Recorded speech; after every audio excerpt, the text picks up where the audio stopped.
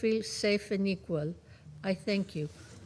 I thank the representative of Greece for the statement, and I give the floor to the representative of Pakistan. Thank you, Mr. President. We thank Under-Secretary General Rosemary DiCarlo, ASG Joyce Masuya, and Ms. Mariam Jalabi for their briefings. 1 year ago, Syria reached a historic milestone after years of devastating conflict. That moment marked not only a turning point for the Syrian people, but provided an opportunity for a path towards stability, recovery, and reconciliation. It also opened a renewed window for the international community to engage constructively in support of the Syrian people.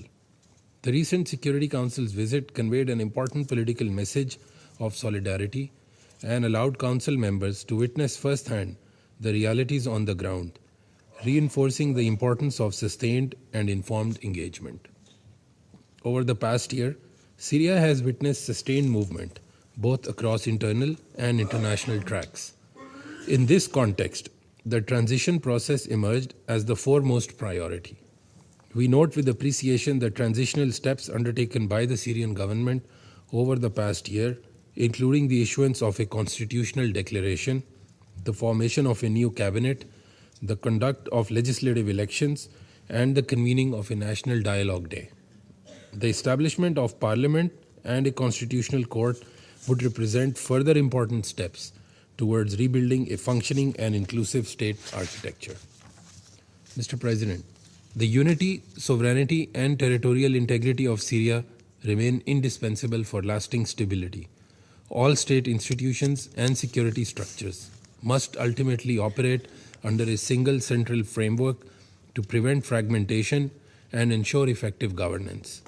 The progress and efforts by Syrian government towards reintegrating armed factions under a unified command should be supported.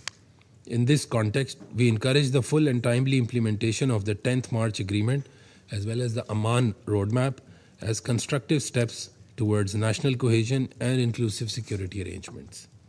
At the same time, terrorism continues to pose a serious challenge. We condemn the recent terrorist attack on a joint US-Syrian patrol in Palmyra and express our deep condolences on the precious lives lost. It is a stark reminder that Daesh ISIS remains a threat and must be decisively confronted. Similarly, addressing the presence of foreign terrorist fighters and advancing disarmament, demobilization, and reintegration measures are critical to consolidating long-term security. On the economic front, the lifting of sanctions by the United States and the European Union, alongside growing investment by regional countries including Saudi Arabia, Qatar, and Turkey, are welcome steps. Attention should now shift decisively from a humanitarian framework towards sustainable development and reconstruction. This transition is essential to restoring livelihoods, rebuilding critical infrastructure, and enabling the people of Syria to regain a sense of normalcy after years of hardship. In this regard, international support must be mobilized in a coordinated, predictable, and principled manner. Mr. President, at a time when de-escalation and peace are urgently needed, and despite Syria's continued efforts to exercise restraint and pursue diplomatic avenues, repeated and blatant violations of Syria's sovereignty by Israel undermine stability and risk further escalation. We condemn the attacks in Beth Jin and occupation of the Syrian territory by Israel. These actions are not only against international law, but also run counter to peace efforts and must be stopped. This was also the sense from the Security Council mission to Damascus. The Security Council Resolutions 338 and 497 and the 1974 Disengagement Agreement should be strictly adhered to, and any new security arrangements must have the consent of the concerned parties and the endorsement of the Security Council.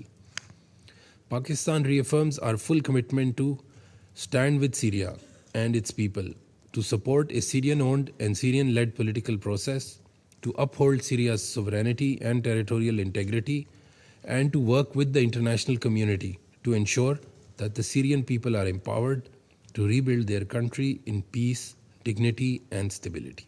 I thank you. I thank the representative of Pakistan for the statement, and I give the floor to the representative of Panama. Muchas gracias, presidente.